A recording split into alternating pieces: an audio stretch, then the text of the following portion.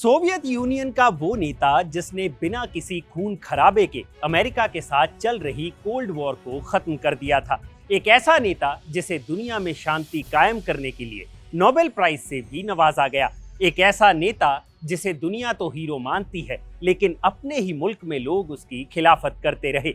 एक ऐसा नेता जिसे रशिया के प्रेसिडेंट व्लादिमीर पुतिन ने सोवियत संघ के विघटन के लिए जिम्मेदार ठहराया, लेकिन तमाम आलोचनाओं के बावजूद भी उसने सोवियत यूनियन के विघटन को मंजूरी दी ताकि दुनिया में शांति कायम की जा सके और देश के आर्थिक हालातों को सुधारा जा सके।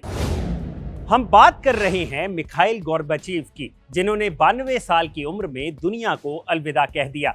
जिन्हें नहीं पता उन्हें बता दें कि मिखाइल गोर्बाचेव सोवियत यूनियन के 8वें और आखिरी राष्ट्रपति थे। तो चलिए आज सुनाएंगे आपको किस्सा मिखाइल गोर्बाचेव का। नमस्कार, मेरा नाम है भूपेंद्र सोनी और आप देख रहे हैं अनकट। सदर्न रशिया के स्टेवरोपोल रीजन में 2 मार्च 1931 को गोर्बाचेव का जन्म हुआ। पेरेंट्स फार्म वर्कर्स थे तो घर में काफी गरीबी का माहौल था। अपनी जवानी में कुछ पैसा कमाने के लिए गोर्बाचेव ने एक कंबाइन ऑपरेटर का भी काम किया। वर्ल्ड वॉर 2 के दौरान गोर्बाचेव धीरे धीरे जवानी की तरफ बढ़ रहे थे। मॉस्को स्टेट यूनिवर्सिटी से उन्होंने पढ़ाई करनी शुरू की और वहीं पर उनकी मुलाकात राइसा से हुई, जिससे साल 1953 में उन्होंने शादी कर ली। 1955 में गोर्बाचेव ने अपनी लॉ की डिग्री पूरी की और कॉमसोमोल यूथ ऑर्गेनाइजेशन के साथ मिलकर काम करना शुरू कर दिया। ये लेनिन की विचारधारा से प्रेरित कम्युनिस्ट पार्टी का एक संगठन था। 1953 में सोवियत यूनियन के लीडर जोसेफ स्टालिन की मौत के बाद कम्युनिस्ट लीडर निकिता क्रुश्चेव द्वारा लाए जा रहे रिफॉर्म्स का उन्होंने खुलकर समर्थन किया। राजनीति में धीरे धीरे गोर्बाचेव का रुतबा बढ़ता गया और साल 1970 में कम्युनिस्ट पार्टी की तरफ से उन्हें स्टेवरोपोल रीजनल कमेटी का पहला पार्टी सेक्रेटरी बनाया गया। 1978 में गोर्बाचेव स्टेवरोपोल से मॉस्को आ गए और उन्हें कम्युनिस्ट पार्टी की सेंट्रल कमेटी का सेक्रेटरी नियुक्त किया गया। 1979 में गोर्बाचेव पॉलिट ब्यूरो के सदस्य हो गए। पॉलिट ब्यूरो असल में कम्युनिस्ट पार्टी की सबसे हाईएस्ट रैंक की डिसीजन मेकिंग कमेटी होती है, यानी पार्टी के बड़े बड़े चेहरे इस कमेटी का पार्ट होते हैं, जिनमें से कोई ना कोई एक भविष्य का नेता बनता है। खैर, इसके 3 साल बाद ही सोवियत लीडर लियोनिड ब्रेजनेव का 1982 में निधन हो जाता है, जिसके बाद यूरी एंड्रोपोव और कॉन्स्टेंटाइन चेरनेंको उनकी जगह लेते हैं और फिर साल 1985 में मिखाइल गोर्बाचेव को पार्टी का महासचिव चुन लिया जाता है और इस तरह गोर्बाचेव यूएसएसआर के सबसे युवा नेता बन जाते हैं। 1985 के बाद उनके नेता रहते सोवियत यूनियन का इतिहास काफी कुछ बयां करता है। पहले साल 1986 में चेरनोबिल डिजास्टर के चलते सोवियत यूनियन दुनिया की आलोचना का सामना करता है। साल 1989 में सोवियत यूनियन को अफगानिस्तान से अपनी फौज को वापस बुलाना पड़ता है, जो वहां 10 साल से टिकी हुई थी, और फिर अमेरिकी राष्ट्रपति रोनाल्ड रीगन के साथ उनकी मुलाकातें भी काफी चर्चा का विषय रहीं। इन सबके पीछे जो सबसे बड़ा कारण था वो थी सोवियत यूनियन की लगातार बिगड़ती आर्थिक स्थिति। ऐसे में गोर्बाचेव के पास 2 ही सॉल्यूशन थे, पहला रीस्ट्रक्चरिंग यानी पुनर्गठन और दूसरा ओपननेस यानी खुलापन।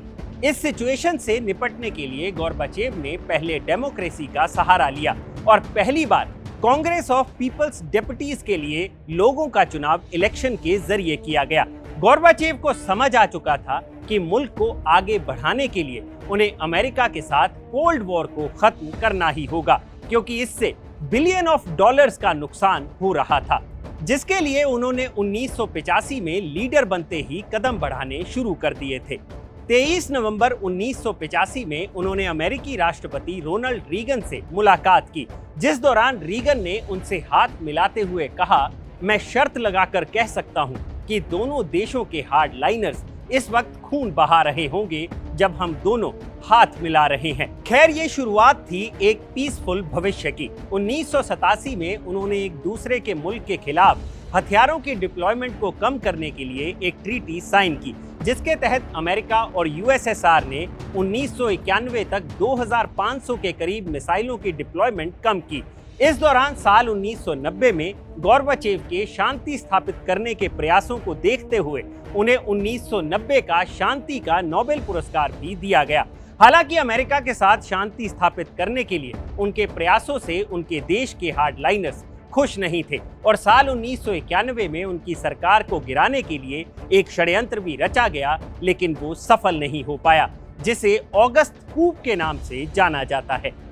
जिसके बाद 1991 की क्रिसमस की शाम को गोर्बाचेव ने सोवियत यूनियन का विघटन कर दिया। सोवियत यूनियन अलग अलग देशों में बंट गया, जिसमें सबसे बड़ा देश बना रशिया। खैर, इसके बाद भी गोर्बाचेव राजनीति से दूर नहीं हुए और व्लादिमीर पुतिन की नीतियों का अक्सर विरोध करते रहे, क्योंकि पुतिन का लक्ष्य है सोवियत यूनियन को दोबारा खड़ा करना, जिससे दुनिया में फिर से अशांति का माहौल फैल सकता है। लेकिन विडंबना देखिए कि इसी स्ट्रेटजी के तहत चल रही यूक्रेन वॉर के दौरान ही मिखाइल गोर्बाचेव ने इस दुनिया को अलविदा कह दिया और इस तरह पुतिन के खिलाफ एक बड़ी आवाज शांत हो गई।